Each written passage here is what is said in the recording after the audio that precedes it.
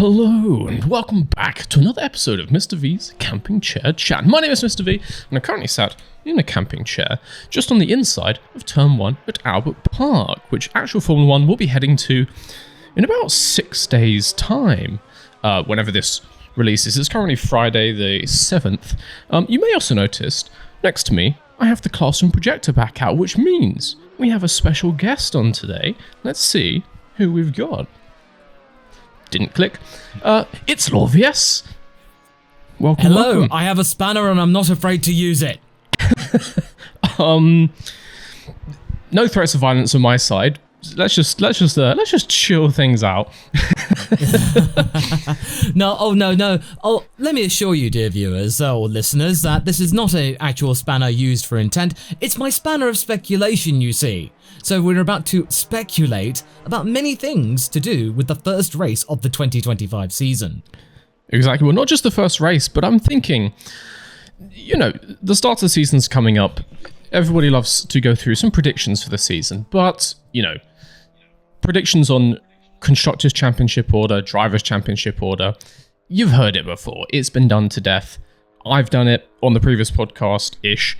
I know that you've done it, LawVS, in a video already, so we're not going through that today. We're instead going through a few more obscure predictions, a bit of a predictions game. We've got 10 questions, each going to give our answers. And then, if you'd like to come back, if I can pry you off the ladder once more, at about the summer break, we can have a little bit of a review, see who's most accurate. I suppose. I mean, yeah, we've got to see how things go, but obviously we all, both of us want to prove exactly how wrong we were, and then you can point and laugh, or you can get your eggs at the ready and just smash them in our faces. Yeah, pretty much. Don't mention eggs around here. It's a long story, but just don't. It's a whole thing on this channel. We're not going to get into that right now, but yeah. I would assume we will be mostly wrong, much to the hilarity of everyone watching. But, we're just clowns, aren't we? So made to entertain you all. Exactly. So if you want to get into this, we've got 10 questions, Law. All of them are pretty simple. You're not going to have to do any crazy maths or anything in this. How about, first up, a nice simple one. At the summer break, and I should clarify, the summer break this year is between Hungary and the Dutch Grand Prix. It's like a 3-4 weeks off. So it's 14 races before, 10 races after. At the summer break, which constructor will be leading the Constructors' Championship?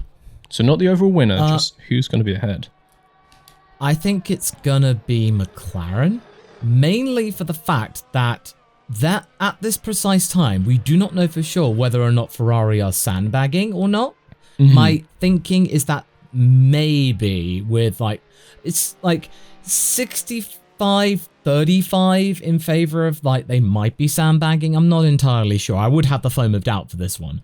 But essentially, I feel like that if it becomes clear, by the time we get to the European leg of the season, if McLaren are reflecting the data, the long run data, where essentially, in comparison to the Mercedes, they are 25, 30, 35 seconds ahead of everybody, I think Ferrari will just go, you know what, forget this. Just we're not even going to chase that nugget. We're just going to focus on 2026, and we're just going to make sure okay, on an operational level, Lewis Hamilton is all bedded in and he's really, really happy. That's the main thing. And so far, so good in that regard.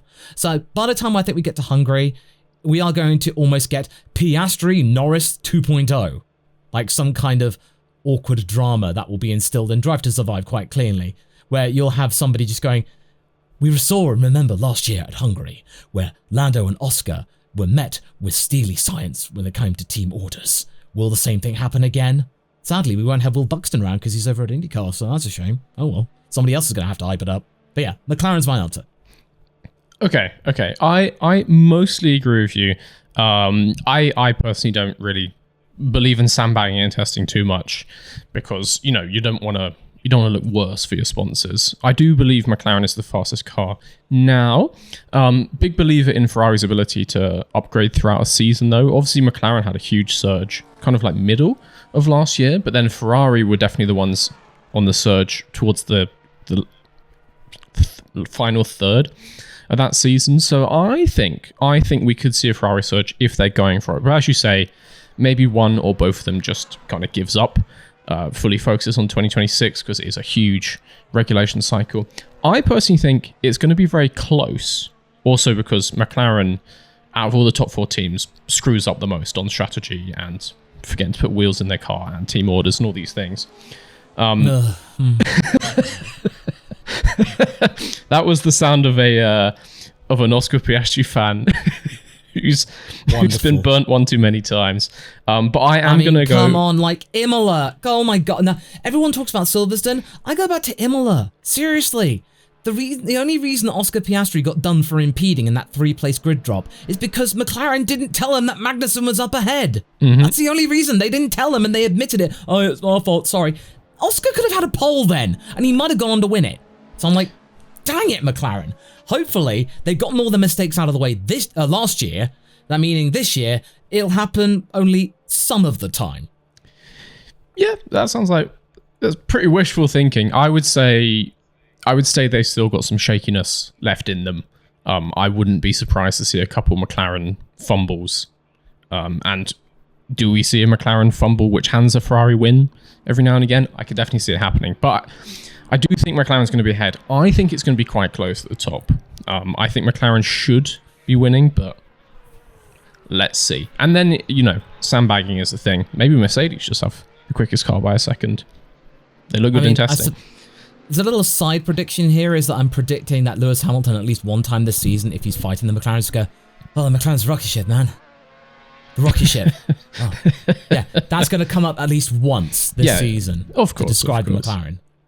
Of course. And that's when Ferrari turned their illegal engine back on. Anyway, next question. Next question. Which team has the closest qualifying head-to-head between their 2 drivers? And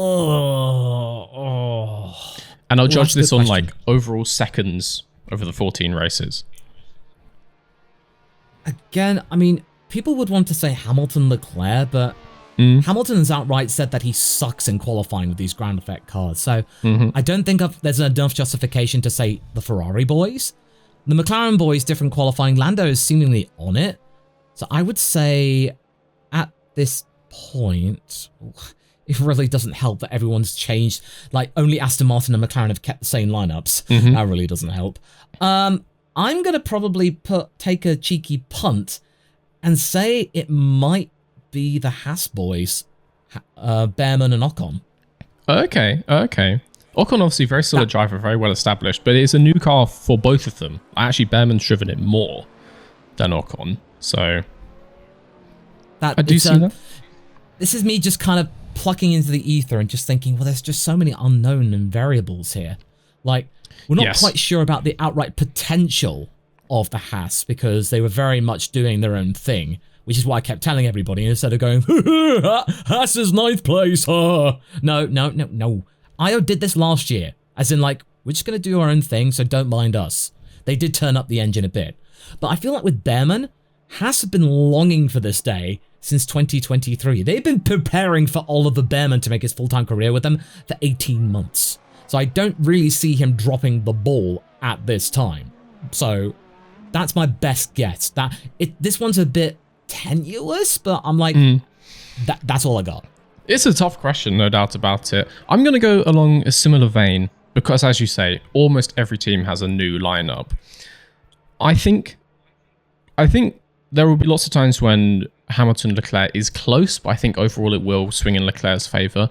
I'm thinking teams that could flip-flop between the two of them. Maybe a team where both drivers are a bit peaky. I'm kind of thinking RB with Tsunoda and Hadjar. Both of them are very emotionally driven drivers. Both of them have the ability to go very fast some of the time. But I could definitely see a situation where any given race, they flip-flop between who's 0.4 seconds ahead. So I'm going to go for them. I think that could end up pretty close together. All the other ones, the other new drivers, I would expect Gasly to absolutely demolish Doohan. I personally would expect Ocon to be ahead of Behrman most of the time.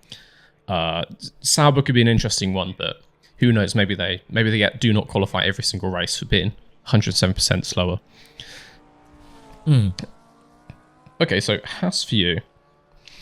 RB for me, as in VCarb. Also, you guys at home can play along. Let me know down below what your answers to these are. We shall see who's the stupidest come the summer break.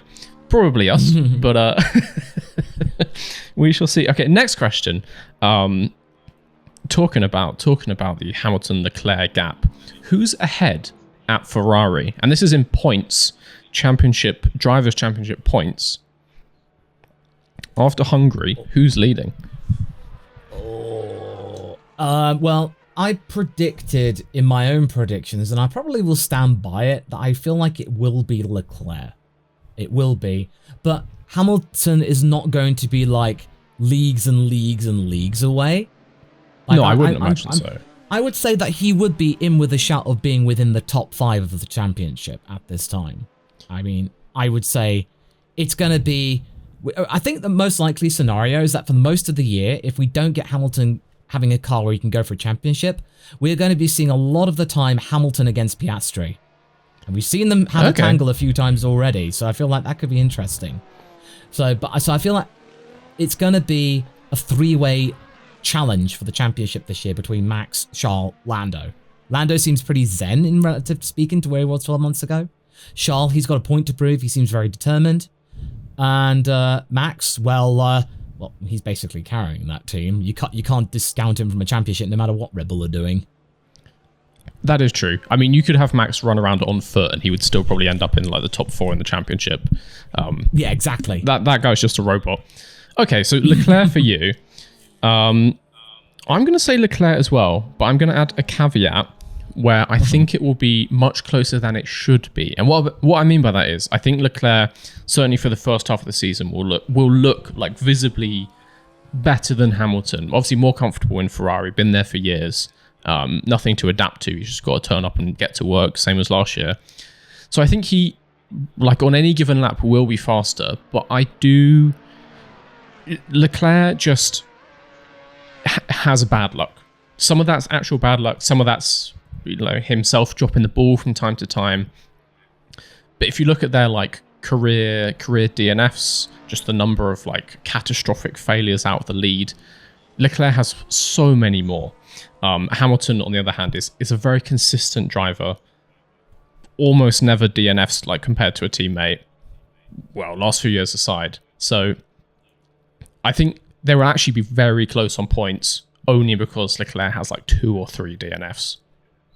Yeah. Okay, talking about teammates being ahead of each other. A little bit of a, not quite a call-out question, but talking about Max and his robotic nature. How many races will Liam Lawson finish ahead of Max Verstappen out of the 14 up to the summer break? Well, it really depends on technical DNFs, because Pierre Lachaise has said that they've gotten on top of various things in terms of the operating window of the RB21. I feel like there may be situations where at some circuits where the RB21 is just that Max runs out of time to set it up correctly, and Liam somehow gets some sort of jump and he has some sort of click moment where he resonates well with a particular circuit. I'm going to say twice. Okay, I was actually also thinking twice, just while you were saying that. I think, yeah, there will be, 2 years ago, Max exploded in Australia, that kind of thing. So there'll probably be a situation like that. I think maybe on pace, we might get one weird one where Lawson has a very good weekend or gets lucky with a strategy timing. I might just to keep things interesting, so we're not always giving the same answer. I'm going to put mine up to 3 out of 14. Ooh. I know. Obviously, no one's expecting Lawson to be quicker than Max. It's going to be interesting as the season progresses how far away he is if we start to get those stories of like the Red Bull driver market churn continuing, like rumors of him being dropped down again. But I think it won't be a full blowout. I think he will be ahead of him a few times. Yeah, I mean, I don't really see Red Bull getting rid of Liam anytime soon, because at the moment he's the most likely candidate to fill in the Red Bull leader gap in case Max just suddenly goes, I'm done. Because he could do it at any time. It's not completely set in stone. So Red Bull needs to have somebody that has some modicum of experience with the Red Bull racing workflow. And yeah, they do have Isaac, Lawson. Sorry, Tsunoda. Well, they do for now, but it's quite clear that that's not where things are going to go for him. And Yuki's changed his management. Honda's basically said, look, we'll financially support you, but realistically, you should probably look to get your own management team that can help you better than we can. We've done everything we can. We got you that RB20 test, but clearly our pleas are falling on deaf ears at Red Bull Racing. So maybe you need to try something else. So I feel like Yuki, well, that's the thing. Yuki technically is the reserve driver. Max has 8 penalty points. Max has shown no signs of curbing his enthusiasm. So that might mean Yuki might get an opportunity to get called up, unless Christian Horner goes like, well, quite frankly, we need Yuki at Racing Bulls to help out in the constructors, so therefore we're going to have to pick somebody else who is, deserves a chance to see what they can do. Arvid Lindblad. Or even Isaac himself. That's the thing. They'll come up with some excuse not to put Yuki in the RB21, even though he's the reserve. There'll be some sort of reason for the constructors with Racing Bulls, because, I personally think they might finish 9th in the constructors. I didn't really see anything in testing that really proved otherwise. But, yeah, I do feel like Liam will be kept around. I don't think we're going to see the Red Bull churn of him being dropped mid-season, because that's just like, that would be shooting themselves in the foot, because that means they would have no drivers around. Unless, as you say, maybe if they do drop Liam, I don't know why they would do it, but there you go. But then they would have to call Yuki back for at least one more year just to kind of stem the flow. Yes. So just thinking through what you said. Yeah, I do agree that it makes sense at this point for RB to be looking at their options beyond Max, particularly as the Aston Martin rumours do not go away. And also he's won so much that he could just do a Rosberg and be like, no, I'm done. I'm just going to go on holiday. I've got a kid. See ya. So I do agree. I don't believe they would drop Lawson. But, the rumours never stop. And Helmut Marko never sleeps. I don't think he's biologically capable of it. Yeah, I mean, to be fair, the rumours about Hamilton to Ferrari never stopped. So, exactly. That it stands to reason. And Max so is not immune to those speculation. Yeah. So yeah, exactly. It's all going to continue. I think it'll be interesting. I think Lawson will have a good season, personally, but I don't see him regularly beating Max. Well, as a side tangent, I do see Antonelli outscoring him. Outscoring Max or outscoring Lawson? Outscoring Liam, I think. Oh, yeah. Well, again, but also car dependent. Mercedes have looked very strong, looked really good in testing. I mean, there's a chance that they're significantly ahead, and actually Russell and Antonelli are just up the road from both Red Bulls. There's a chance. But I could definitely see Antonelli finishing ahead of Lawson in the drivers if the cars were equal, personally, because Antonelli is just looking good. He's the Wunderkind for a reason. Yeah, he's looking really solid because he just looked so normal. Anyway, we're rambling, we're yapping, so let's move on to the next question. Next question, you kind of hinted at it. Will we see a driver swap before the summer break? And so I should clarify, this is not just like a permanent, change of hiring. This might also be someone doesn't show up to a weekend because, they're getting their appendix removed. It seems to be the popular way to do it. Will we see any race with drivers other than the 20 listed, or with them swapping around?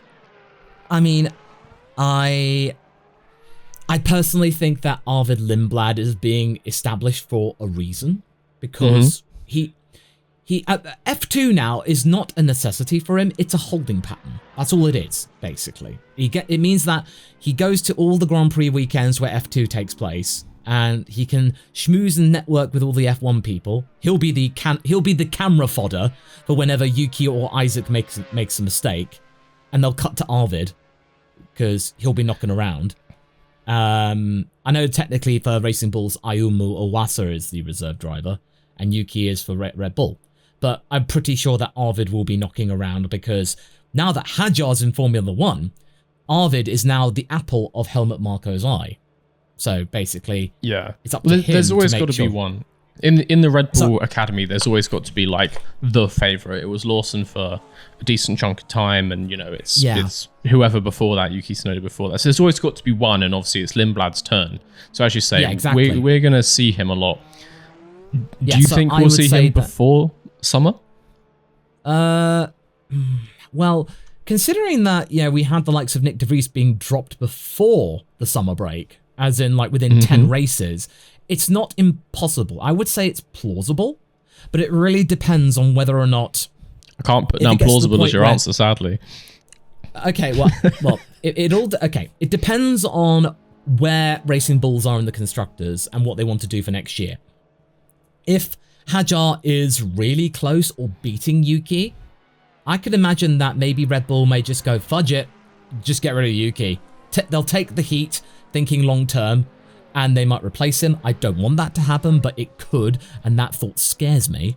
But more realistically, if HtoH talks the talk, but then doesn't translate that into pace, which can help Racing Bulls and the constructors, whereas Yuki just once again batters his teammate over her head, then they'll bring in Arvid because, well, he's got the chops, he's got all the points needed already, and it stands to reason. We'll definitely see him being compared to Yuki and Isaac in FP1 sessions, because now the mandatory is 4 sessions. HtoH technically for Racing Bulls fills up 2 of the slots, but they're going to have to be 2 more slots where Lindblad is compared between both of them sometime this year. And technically, he can go in the RB21 Arvid as well. It depends on what they want to do. Yeah. I think he will, honestly. One final point before you give your answer to this question. Franco Colapinto. Do you see any chances there? Oh, yeah, of course. You don't. Flavio isn't given free rein to drop $15 million to secure a 5-year loan deal. This is basically him doing the same thing that he did with Michael Schumacher and Fernando Alonso, as in. I think it's similar. I think it's not quite the same. Years. No, but it's similar, as in. But you don't get those 5-year deals these days. You get at best a 2-year deal or one of those multi-year deals where we never know the real answer to it and it's kept really annoyingly away from us. So I think it will happen, and I want to believe that Jack will see out the year. I want to, but I can't trust myself about that. As in, a cynical part of me just thinks that Colapinto they'll find any reason to ditch Jack and put Franco in. Any reason. There'll be a reason that just comes out of the blue. And then, yeah.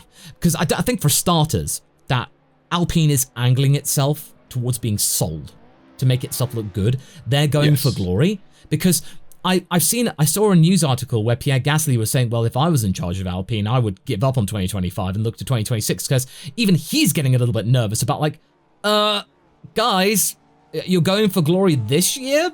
Okay. They're going to give Pierre everything to make sure he's the best of the rest. Like, he'll finish in 9th in the championship. They'll give him everything like they did at the end of last year. And that will translate to, sure, they'll probably finish 5th in the constructors this year at the cost of maybe starting a little bit meekly with the new regulations. But if Renault does ideally sell to somebody else, that's not their problem anymore.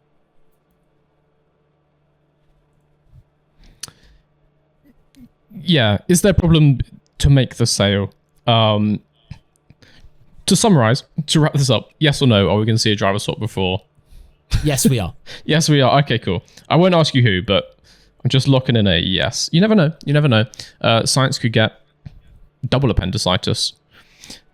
There's always these things. Anyway, okay, so next up, which driver do you think is going to drive the least laps in these first 14 races? I will say I'm not including anyone who fully misses a race, like if they have a withdrawal or if they get fired. Of the people who actually show up to all 14 weekends, who has the least laps? It's probably gonna be. It's probably gonna be one of the Saubers, because you might get more often than not them being lapped twice. But it really depends, because it's so converging, and it also really depends on the fracas at the back. So I wouldn't be surprised that maybe we might get, I mean, I don't want to say Ocon, but I know a lot of people probably will. So I'm probably going to be reckoning that it's going to be Hulkenberg, mainly for the fact that the reason why that Sauber got him is not just his stability and the Audi gig, but also for the fact that he can qualify cars in the midfield way above where they're supposed to. That's what Haas banked on in 2023 and last year to great effect. Like in Abu Dhabi, had he not had that penalty, he'd have put that Haas on the second row. Like, what? That's crazy. So I feel my answer is Nico. Okay. Just from being loud in the Sauber. Well, a Sauber. Okay, fair enough. I'm thinking more along the DNFs line for my answer. Thinking someone who's going to only get like halfway through a race more than once. I'm kind of thinking Kimi Antonelli. I think he looks amazing. I think he's looks like he's settling in very well to Mercedes, and he looks fast from everything we've seen so far. But, you know, as he showed in his test in Monza last year, he does have the ability to drive very quickly into walls, and he has that kind of driving style where he starts at like 102% and then is working back. So I could see that. I could see him ending up in the barrier maybe more often than most, while still scoring points when he doesn't. I'm going to go Antonelli, just for like multiple DNFs. Yeah, but to give you the whole thing is just like, as we saw in Monza, Toto was like, just like, oh, it doesn't really matter. I mean, look, for that 1 lap and a half, look, that kid's got balls. As in like, oh, basically, Kimi cannot say boo to a goose. As in like, that's essentially, Toto will just be saying, don't worry about the crashes happen. And Max Verstappen himself says, oh, yeah, it's important to crash, it's okay. That's a good point, though. I certainly think that theory has legs, so I'd say your point is valid. Well, thank you very much. I do think it comes down to that normally, because like you can be lapped once or twice, but that's nothing compared to dropping 45 laps. And I agree as well. I don't think Mercedes will mind if Antonelli crashes a few times. Like, obviously, you know, the bill starts to hurt, but they're building him up to be in that seat for a long time. They have no one lined up to be like potentially replacing him in 6 months' time. So I think they'll just wave it off if he does crash. But I can see his driving style ending up, you know, backwards in the gravel more often than the average driver. So I can see him dropping some laps that way. But yeah, I wouldn't say it's through incompetency. It's through not incompetence. It's just style. And as you say, it's similar to like an early Max Verstappen. He just pushes hard, whereas lots of people would start at like 95% and build up. They get in full throttle, send it in first corner, and sometimes that goes wrong and you end up offing the car. But if it makes you quicker overall, then it's worked out for Max. So next question. Just a simple one. Where is Aston Martin? Where in the Constructors' Championship is Aston Martin at the summer break? 8th. Short and sweet. I tend to agree with you. I think they're going to lose their 5th to Alpine, would be my prediction. Oh, yeah, absolutely. I feel like Alpine is just going to go hell for leather to get that 5th place. So that means Briatore say, hey, come on. You got to buy my team. And Williams, I think Williams technically have the 5th fastest car. Andrea Stella's basically said, ooh, that Williams is pretty good in the medium speed corners. Ooh. But I think James will just be like, nah, that ain't it. That's nice that you say that about us and that you notice us, but we're sticking to the plan. So I imagine that Williams will start off faster than Alpine, but then Alpine will just develop, whereas Williams will just do a hard stop. No matter, temptation will not sway them. They'll be 6th. But with Aston Martin, I feel like they'll be just like, they'll be just, whatever. We'll take the ATR time, whatever. And hopefully for them and Lance Stroll, if he can actually get along with Adrian Newey, then that might give him a stay of execution. Because if Aston Martin are just completely nowhere and at the back, it doesn't matter what Lance Stroll does. Just don't miss an escape road. Yeah, I will say it's not really a case for a stay of execution if your dad is the executioner, is it? So I know, but there could be but there'd be less attention because it'll be just like, oh, Lance didn't score again. I know, but there'd be less attention. Then there's less attention than it was in 2023 when that car at some points was the nearest challenger to Red Bull. So it wouldn't be as much of a surprise as it was a year or two ago if Lance just didn't score. Yeah. No, it's true. It's certainly true. I definitely think Lance is going to be scoring a lot less than Alonso. Controversial take, I know. I am slightly less hot on Williams than I think the average person, though. I think they were going for glory in testing, like sort of anti-sandbagging, much more than any other team. I don't think they're quite as quick as lots of people believe them to be. So I am going to go, oddly, controversially, Aston Martin 6th by the summer break. They've got some interesting bits. They've got some interesting new bits attached to that car. So they could potentially start strong. As in the last few seasons, they've been an early season team. So I could see Alonso coming out, scoring some early points, pushing them up there. I think by the end of the season, they could then fall back down with like a Williams push on, or even someone behind like Haas or RB. But I'm going to say sixth by summer. Okay, and it brings us on nicely, talking about Fernando Alonso doing some Alonso magic. Who's the better Spaniard? Which is kind of a similar question. Who's ahead, Alonso or Sainz at the summer break? Sainz. Yeah, that's very confident. I would say Sainz because he seems to be gelling in with the Williams team just fine. Yeah. And although Fernando, I admire Fernando immensely, especially what he did in 2012. Just dragging that car, that Ferrari, where it's not supposed to be, into a championship position. That is remarkable. That is a season for anyone just getting into F1. Watch it. Fernando is magic in that season. And it's such a shame he didn't win a title in that. That would have been one of the most biggest comeback stories of the decade, basically, to take that from Sebastian. But at the same time, I just feel like Carlos is fiery. He's got a point to prove. He's motivated to make sure that he tells the world he's not here to settle. He's got the bit between his teeth, whereas Fernando is just going like, he's probably tempering himself from going off on one on the radio, just going like, just think of next year, just think of next year, give Adrian a hug when you get back to the factory, just give him a hug, give him a hug. Yeah, he's holding himself back from probably chewing everyone out, because Fernando has mellowed out, certainly, but Carlos, there's just loads of things which are probably exciting him, especially going back to a Mercedes power unit, which he did gel well with at McLaren. So I just feel like there's a lot more going for Carlos right now than there is right at the moment when it comes to, well, the entire situation with Fernando. Next, 2026, yeah, there you go. Okay, so you're putting Sainz ahead of the summer break. I do agree. I think Sainz is going to have a strong season. As you say, he's got a lot to prove. I could definitely see him being ahead of Albon. Once again, it's a question of car.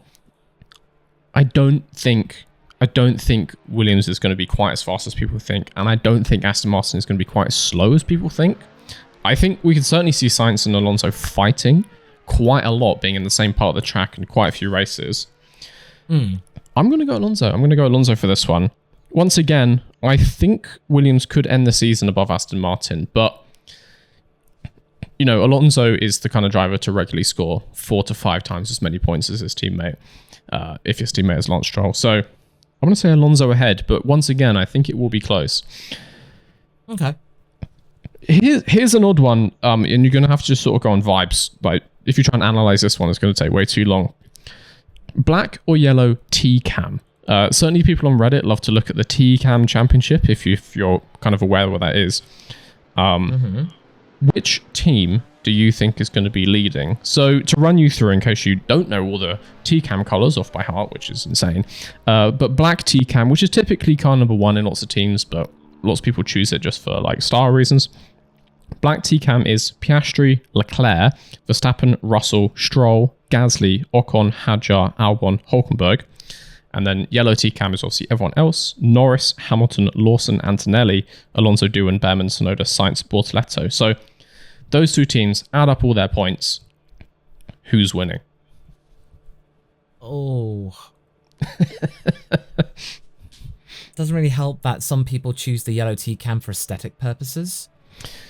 Yes, that's the thing. You certainly got people like Norris and Hamilton.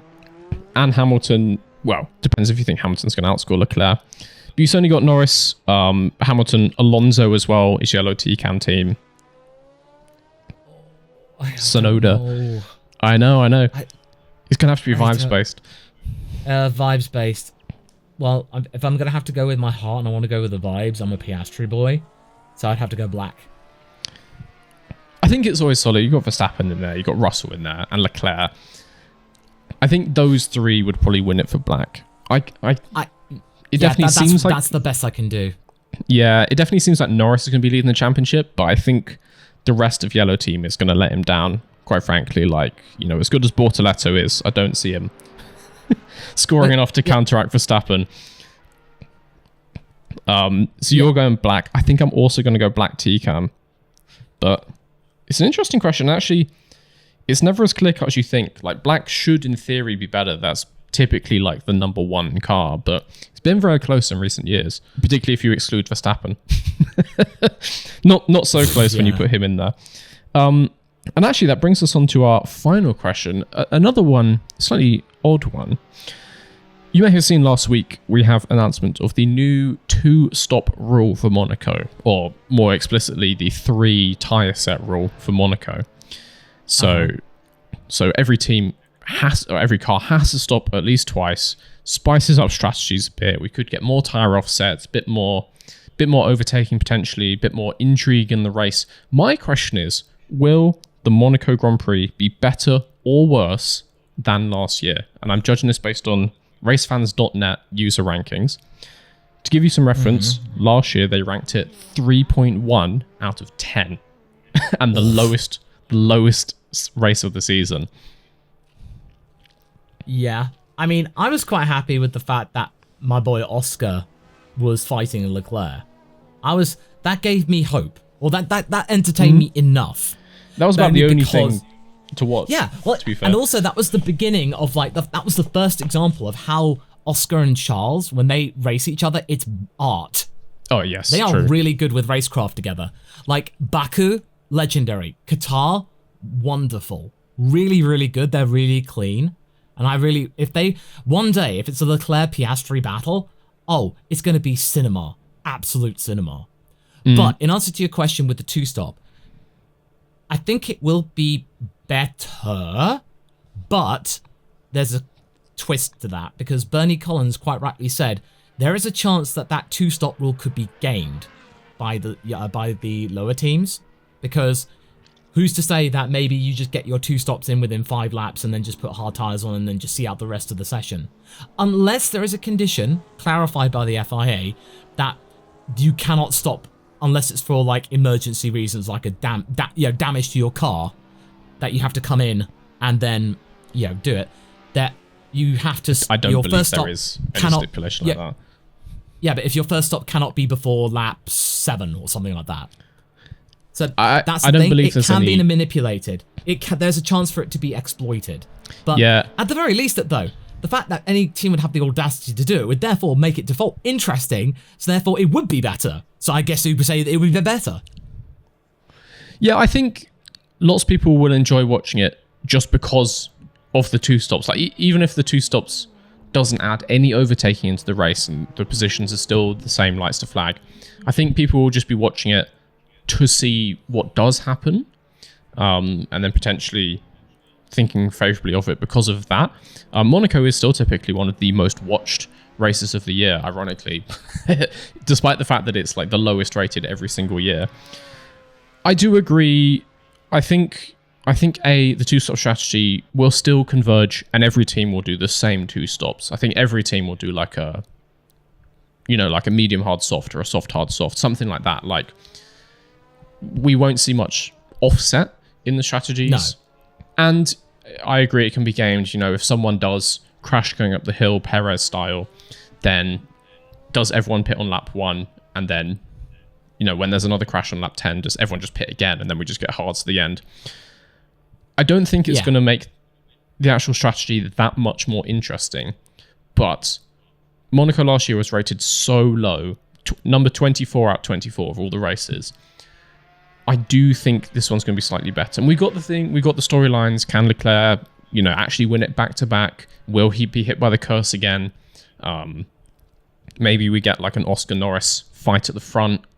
Maybe we get something weird like Antonelli puts it on pole in his debut season and he's heralded as the new king of Monaco. I think it's going to be better.